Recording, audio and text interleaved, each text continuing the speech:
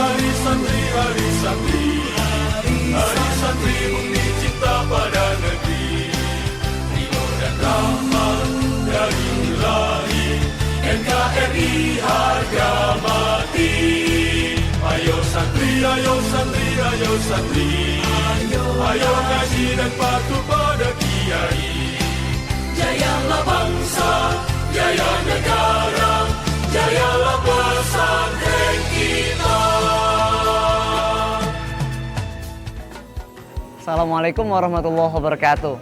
Halo teman-teman, perkenalkan, nama saya Muhammad Alfiroyan, santri pesantren Tebu Ireng. Pada hari ini, tanggal 22 Oktober 8 tahun silam, telah ditetapkan menjadi Hari Santri Nasional.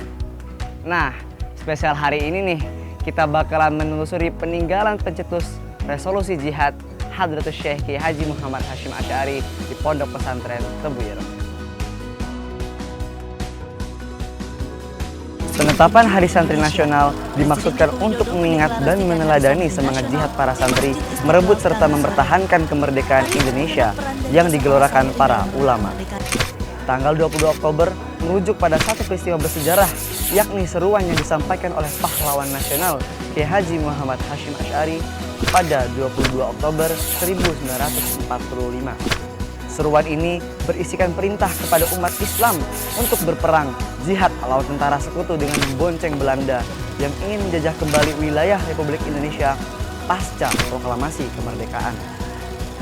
Aspek lain yang melatar belakangi penetapan Hari Santri Nasional ini adalah pengakuan resmi pemerintah Republik Indonesia atas peran besar umat Islam dalam berjuang merebut dan mempertahankan kemerdekaan serta menjaga negara kesatuan Republik Indonesia. Nah, teman-teman santri, hal ini sekaligus merevisi beberapa catatan sejarah nasional, terutama yang ditulis pada masa Orde Baru, yang hampir tidak pernah menyebut peran ulama dan kaum santri. Nah, teman-teman, sekarang kita sudah berada di depan tempat peristirahatannya seorang ulama besar Indonesia, seorang tokoh pahlawan nasional. Beliau, Hadratus Syekh Kiai Haji Muhammad Hashim Asy'ari. Sekaligus tempat disemayamkannya Menteri Agama Republik Indonesia Kiai Haji Abdul Wahid Hashim dan Presiden keempat Republik Indonesia Kiai Haji Abdurrahman Wahid atau yang biasa dikenal dengan Gus Dur. Pasca proklamasi pada 17 Agustus 1945, Bung Karno mendengar kabar burung bahwa sekutu yang membonceng Belanda ingin menuju ke Surabaya guna kembali menjajah Indonesia. Dari kabar ini, Bung Karno pun mengirimkan utusan untuk meminta pendapat Kiai Hasim. Apa hukumnya membela tanah air? Pada tanggal 21 Oktober, Hadratus Syekh mengumpulkan ulama se-Jawa Timur ke Surabaya guna membahas masalah ini. Singkat cerita, muncullah fatwa resolusi jihad pada 22 Oktober 1945. Hal ini pun membakar semangat arek-arek Surabaya hingga akhirnya perang pun pecah mulai dari 22 Oktober hingga 10 November yang saat ini kita peringati dengan Hari Pahlawan.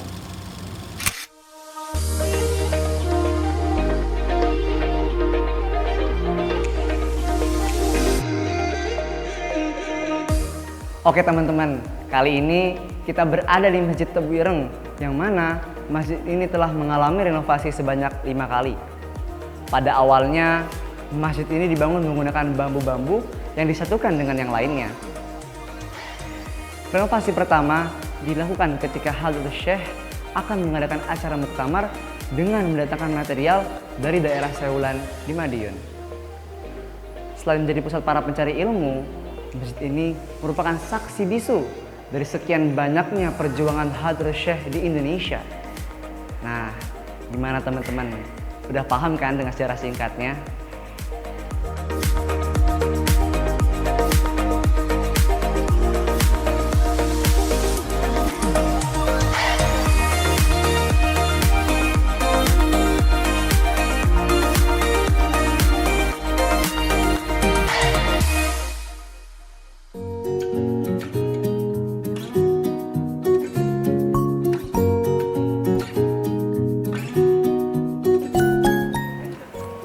Mengenai Hari Santri Nasional, bagaimana ya tanggapannya para santri Tebu Ireng?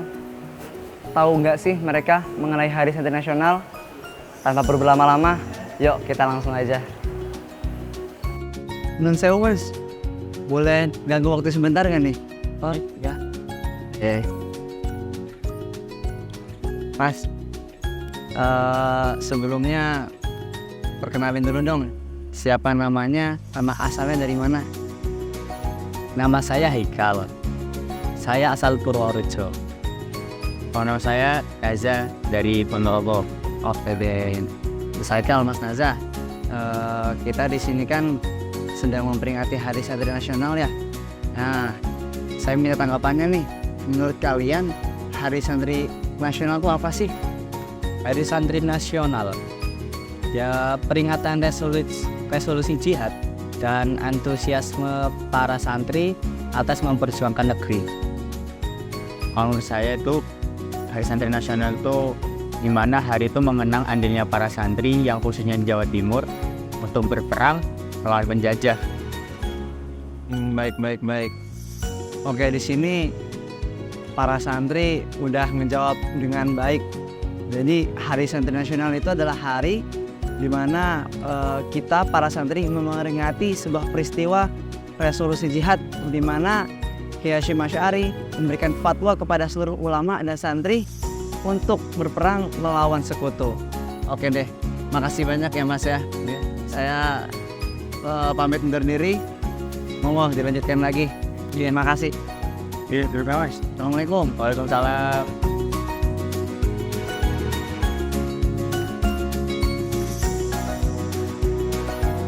Nah, setelah kita berkeliling di Pondok Pesantren Tebuireng, kali ini kita akan menuju ke sebuah tempat di mana sejarah mengenai resolusi jihad Hadratus Syekh Kiai Haji Muhammad Hasyim Asy'ari disimpan.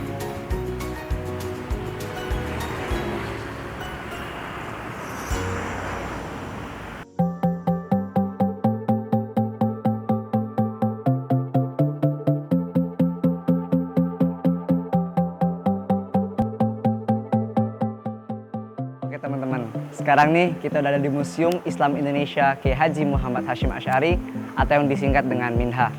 Sekarang kita akan menggali lagi lebih dalam sejarahnya seorang ulama besar Indonesia, sekaligus hubungannya dengan resolusi jihad. Oke, langsung aja yuk kita keliling.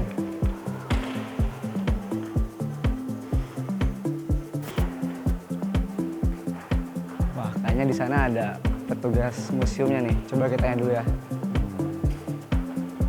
Nun sewu, Pak. Assalamualaikum. Oke, waalaikumsalam Mas. Selamat Maaf, datang mengganggu. di Museum Islam Indonesia. Oke, Ada yang bisa sebentar. saya bantu? Iya Mas, kebetulan kami ingin menggali nih, ingin menelusuri lebih dalam sejarahnya seorang ulama besar Kiai Hasyim Asy'ari beserta hubungannya dengan resolusi jihad. Ya, oke. Baik, kalau mau itu kita mungkin sambil keliling museum ini dulu, ya. Oke. Ya, sembari nanti di jalan saya jelaskan beberapa sekilas sejarah dari beliau. Baik, oke sebelumnya mungkin bisa perkenalkan dulu. Oh ya. Pak, siapa namanya? Ya, nama saya Devan Firmansyah dan kebetulan di sini saya sebagai asisten kurator. Oke, baik. Oke. Berarti pas nih saya nggak ketemu dengan orang yang tepat berarti Ya, ya. mungkin Oke. insya Allah saya akan menjelaskan ya Baik. tentang museum ini dan juga sekilas tentang Kiai Haji Hasyim Asy'ari. Ya. Siap. Mungkin mari kita bisa mulai dari ruangan lantai 1 dulu, Mas.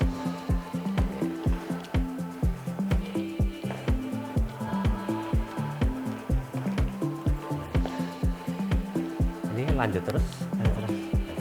Untuk kameranya di depan.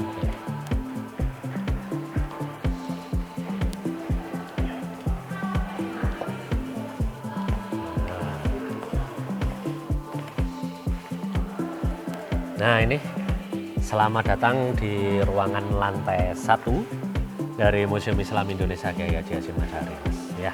Dan kebetulan hanya lantai 1 ini sementara yang dibuka karena koleksinya masih lengkap, dan untuk lantai 2 dan 3 insya Allah dalam waktu dekat akan kita buka selama masih proses pembenahan.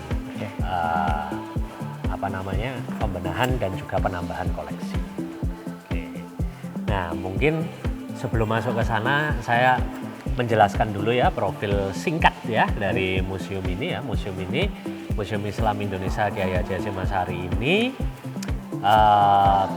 dulu pencetusnya adalah Gus Solah ya, sekitar tahun 2009, dan waktu proses pengerjaannya itu tahun 2014 awalnya itu bekerja sama dengan Kemendikbud, Kementerian Pendidikan dan Kebudayaan saat itu, dan diresmikan pada tanggal 18 Desember Saya 2018 saat itu langsung oleh Presiden Indonesia Joko Widodo. Kiai Haji Dan Hasyim sejak saat Asyari. itu pula museum ini dikelola di bawah Kementerian Pendidikan dan Kebudayaan yang sekarang jadi Kemendikbudristek.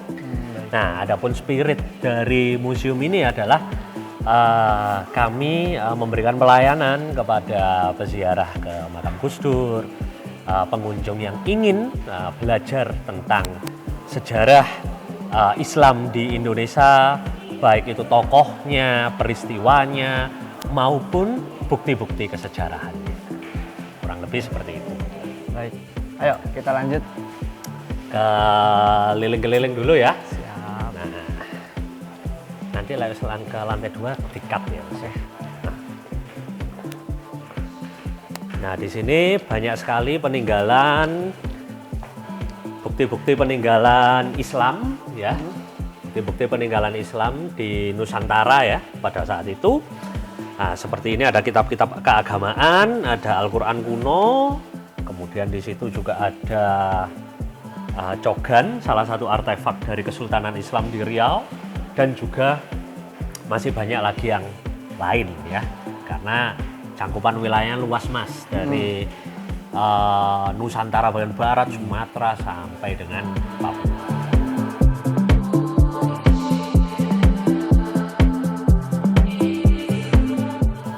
Nah, kita sekarang ada di ruangan yang khusus salah satunya membahas peran umat Islam Indonesia saat itu yang sedang berjuang untuk menghadapi kolonialisme ya, entah dari Jepang dan juga dari bangsa Belanda yang mau datang. Nah, ini kita bisa lihat ya, ada beberapa panel di sini tentang embrio dari boleh dikatakan TNI mungkin ya. Nah, saat pendudukan Jepang itu embrionya sudah ada di situ, dan juga dari peran Kiai Haji Hasyim Asyari sendiri di zaman Jepang dan setelah pendudukan Jepang itu. Nah, itu sedikit dibahas di ruangan ini. Oke. Mungkin ada sedikit pertanyaan nih Pak.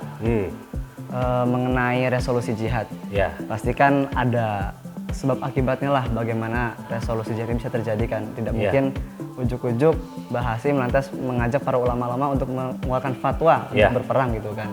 Lantas sebenarnya apa embrio awalnya terjadi dan bagaimana resolusi jihad ini ada? Ya, baik.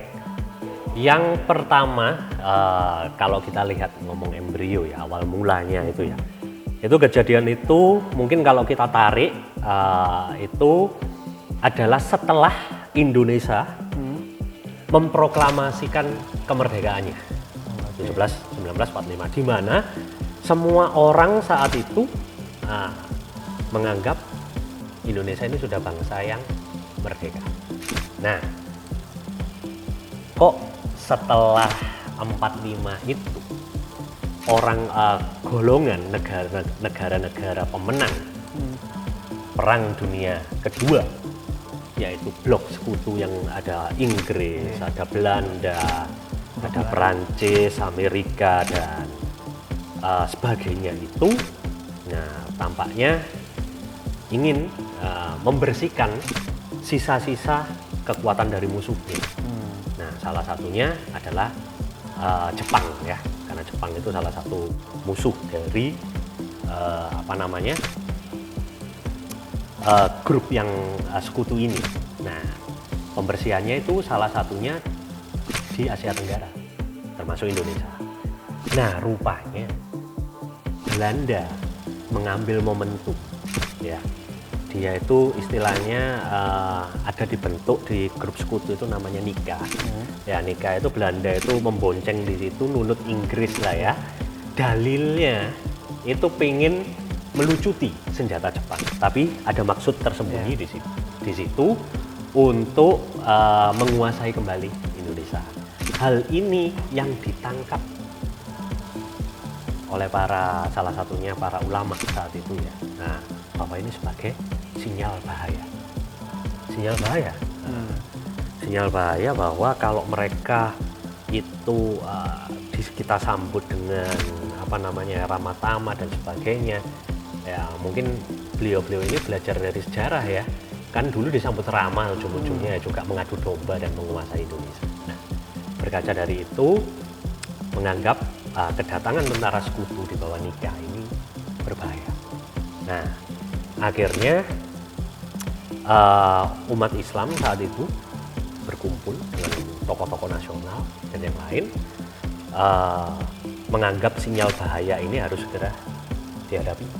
Nah, salah satunya adalah ketika mereka tahu bahwa sekutu sudah dekat.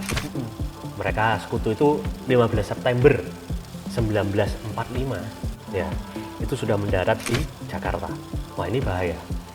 2 hari berikutnya 17 September 1945, nah, Kiai Haji Hasyim Asy'ari menangkap sinyal itu sebagai bahaya, nah, beserta dengan ulama yang lain, nah, mengeluarkan embrio dari resolusi jihad yang disebut fatwa jihad. Nah, merespon fatwa jihad itu para ulama 4 hari kemudian 21 September ya 1945 ya, mereka berkumpul di kantor Ansor yang ada di Surabaya dan merumuskan sebuah resolusi yang disebut resolusi jihad. Jadi mengeluarkan fatwa bahwa membela tanah air itu hukumnya wajib ain ya, bagi umat muslim yang berada dalam radius 94 km di sekitar Surabaya. Nah, berarti Sidoarjo, Malang, termasuk terus jihad fisabilillah. Nah, akhirnya ketika itu terjadilah pertempuran kecil sampai pada puncaknya di 10 November. Nah, di 10 November melalui Bung Tomo ya saat itu ya, beliau juga santri ya, yang menggelorakan resolusi pertempuran untuk maju tanpa gentar dengan senjata yang apa adanya untuk berjuang di Surabaya. Kira-kira seperti itu. Cukup membuat motivasi lah bagi teman-teman santri kita ini. Betul. Jadi bahwasanya para santri dulu ini saat mereka masih ada di zamannya kolonialisme, mereka juga tidak luput dari perjuangan-perjuangan. Dan itu mungkin yang bisa kita amalkan untuk sekarang.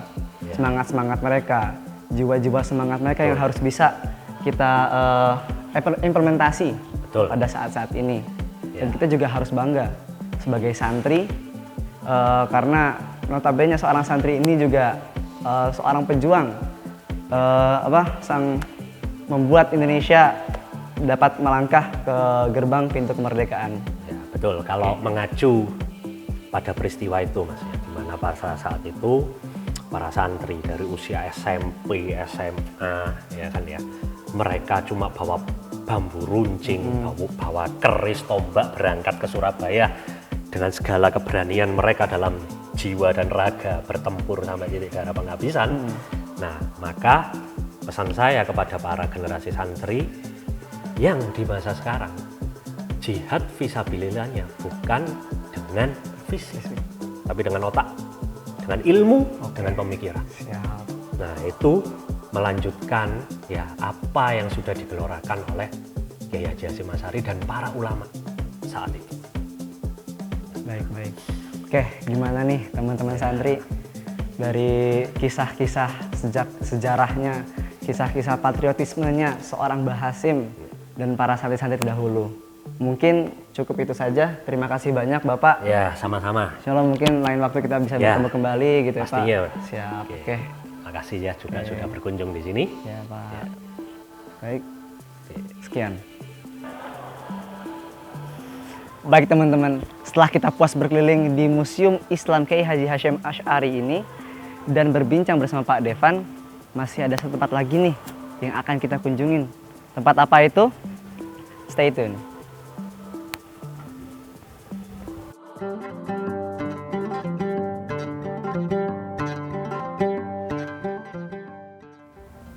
Oke teman-teman santri, kali ini kita sudah berada di dalam kasepuhan bersama salah satu zuriyah pesantren Tebu Ireng, yaitu Gus Faris Muhammad Mirza atau yang biasa disapa dengan Gus Mirza. Gimana kabarnya Gus? Alhamdulillah baik. Alhamdulillah. Beliau adalah salah satu cicit Hadratus Syekh Kiai Haji Muhammad Hasyim Asy'ari dari jalur Nyai Masrurah. Bener nggak Gus? Iya betul.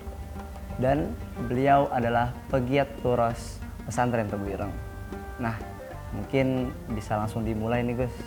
Kira-kira mengenai apa peninggalan-peninggalan yang ada di kamar Hadratus Syekh. Oke, siap, monggo.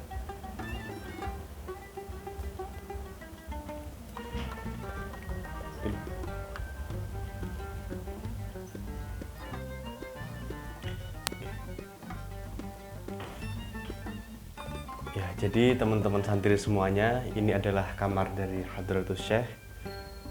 Ya, cukup kecil untuk ukuran kamar sekarang, tetapi ini kamar yang nyaman sekali.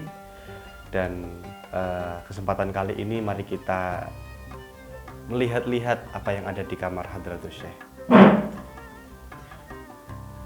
Di sini, ini kita ada foto. Ini adalah foto dari Hadratus Syekh yang diambil pada tahun 1944. Saat itu beliau sedang ada di Surabaya bertemu dengan seorang perwakilan dari Jepang. Dan kalau ini 1944, maka ini adalah foto 3 tahun sebelum beliau wafat. Kemudian kita berpindah ke sebelah sini.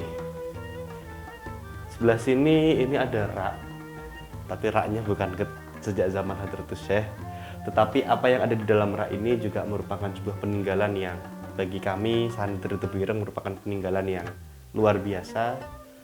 Di beberapa buku yang ada di sini, ini rata-rata merupakan milik dari putranya yaitu Kiai Abdul Karim Hasyim. Tetapi ada beberapa yang istimewa. Saya berikan contoh yang ini. Ini adalah kitab Diwanus Syafi'i milik Abdul Karim Hasyim. Tetapi kitab ini merupakan kitab pemberian dari Abdurrahman Abdul Wahid Hasyim. Kitab ini dihadiahkan kepada pamannya yaitu Kiai Karim. Walaupun aku tahu bahwa kitab ini merupakan hadiah yang sederhana, tetapi ini merupakan bentuk rasa takdim seorang Gus Dur kepada pamannya. Diberikan saat beliau ada di Baghdad, sehingga kitab ini merupakan kitab yang cukup istimewa. Kemudian tidak kalah juga di sini ada kitab, ini kitab Syawahidul Haq, dan masih ada tandanya. Ya, di sini Kitabul Fakir Muhammad Hasyim Asy'ari. Kitab ini dibeli pada tahun 1353 Masehi. Ini kitab yang cukup tua, koleksi pribadi Hadratus Syekh. Di sini ada lagi Qad dakhalal kitab fi milkil fakir ilaihi ta'ala Muhammad Hasyim Asy'ari. Dan ini kalau ada yang bertanya-tanya, khotnya atau tulisan Mbah Hasyim itu seperti apa sih? Ini adalah tulisan dari Mbah Hasyim. Dan rata-rata kitabnya memiliki tanda seperti ini. Oke, mungkin ada pertanyaan lagi nih Gus. Iya. Mengenai perubahan apa selama dalam kasepuhan dan sekaligus kamar Hadratus Syekh ini dari sejak awal didikan hingga sampai saat ini, dan mungkin siapa yang zuriyah yang mungkin masih menempati kamar Hadratus Syekh ini Gus? Ya. Jadi dalam kasepuhan ini sangat istimewa sebab sejak zaman Hadratus Syekh tidak mengalami perubahan yang sifatnya besar-besaran ya. Ya, ada pun perubahan mungkin sifatnya minor, perbaikan-perbaikan yang istilahnya seperti cat atau mungkin beberapa pintu yang mulai lapuk, tetapi secara keseluruhan ini dalam Hadratus Syekh sejak dulu. Adapun kamar ini, menurut kabar yang pernah saya terima, dulu kamar ini terus, jadi sebelah sini juga masih ada kamar, kemudian kamar ini menjadi kecil seperti ini, tapi tetap nyaman. Adapun beberapa dzurriyyah yang pernah di sini, tentu saja pengasuh yang pertama, yang kedua biasanya ada Mbak Alisa Wahid kalau berkunjung ke Tebu Ireng biasanya singgah di sini. Kalau mengenai barang, kira-kira apa yang masih dilestarikan sampai saat ini? Ya, kami di Tebu Ireng juga melestarikan barang-barang yang sifatnya fisik peninggalan keseharian beliau. Contohnya di sini, kita di sini ada tongkat. Ini tongkat replika dari tongkatnya Mbah Hashim. Ya walaupun replika tapi ini mendekati bentuk aslinya, seperti finishing warnanya dan bentuknya juga mendekati dari tongkat aslinya. Kemudian beberapa barang lagi di pondok secara keseluruhan, ya kita masih menyimpan kitab-kitabnya Mbah Hashim, Fimilki Mbah Hashim, sehingga kitab menjadi sesuatu yang sangat penting, sebab dari situlah kita tahu bagaimana pandangan beliau terhadap beberapa persoalan yang terjadi di zamannya. Mungkin kalau dari Gus Mirza sendiri mungkin pernahkah bermalam mungkin di kamar Hadratus Syekh ini? Belum pernah, Tapi ya harapannya suatu saat pernah, dan memang ingin betul tabarukan di sini seperti beberapa ulama yang juga bertabaruk di sini. Baru kemarin kita kedatangan tamu yang mulia, yaitu Habib Umar bin Hafid. Beliau juga singgah sesaat di sini. Ada juga Syekh Yasir Qutmani dari Syria. Beliau juga menyempatkan untuk singgah sejenak di sini. Kalau dari negarawan ada Mas Menteri Pendidikan, ada Menteri Nadiem Makarim juga pernah singgah di sini. Sehingga ya kamar ini dapat menjadi suatu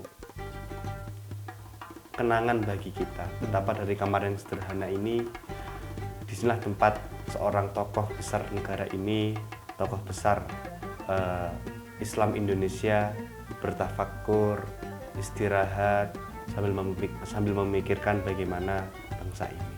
Oke, mungkin ada satu pertanyaan lagi nih Gus. Ya. Kira-kira apa yang bisa diteladani nih bagi teman-teman santri pada saat Hadratus Syekh itu, kegiatan seharinya apa yang dilakukan saat beliau berada di kamar, Gus? Ya, jadi Hadratus Syekh itu merupakan seorang sosok yang kaya. Tetapi kekayaan itu tidak lantas digunakan untuk menyenangkan diri sendiri. Kekayaan Hadratus Syekh banyak dan kebanyakan digunakan untuk berjuang, karena meskipun beliau memiliki harta yang cukup, tetapi nyatanya ya beginilah tempat tinggalnya, sederhana.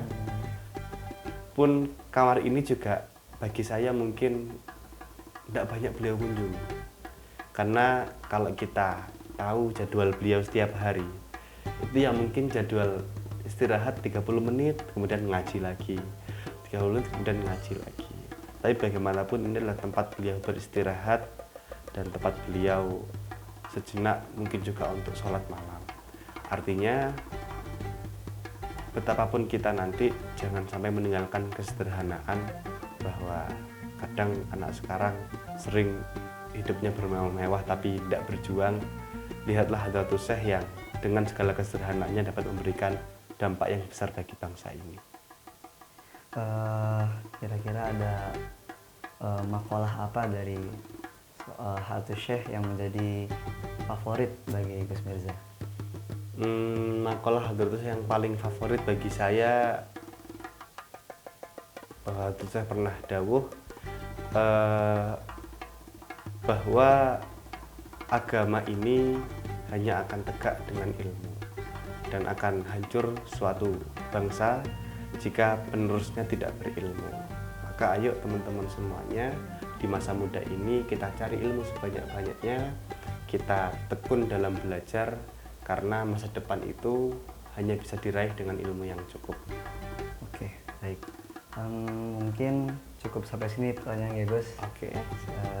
Kita mungkin bisa sekaligus ini kan scene terakhir, kita bisa berpisah sama teman-teman santri ini. Ya, Oke. monggo. Oke, sobat-sobat santri, ini merupakan pengalaman luar biasa bagi kita semua. Semoga apa yang sudah dikatakan oleh Gus Mirza tadi dapat memberikan manfaat. Sebelumnya terima kasih banyak Gus Mirza Sama-sama. telah menyempatkan waktunya untuk membimbing dan menjelaskan kisah sejarah mengenai kamar Hadrah Syekh Kiai Haji Hasyim Asy'ari. Sama-sama. Oke, teman-teman, mungkin sampai sini.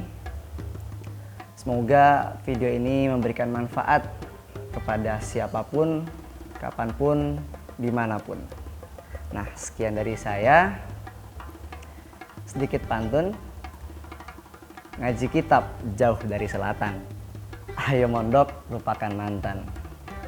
Meski sejarah jadi teladan, namun mengukir sejarah juga tak ketinggalan. Resolusi jihad belum usai. Selamat Hari Santri Nasional 2023. Saya Muhammad Alfiroyan mengucapkan ila liqa ma'as salamah. Wassalamualaikum warahmatullahi wabarakatuh.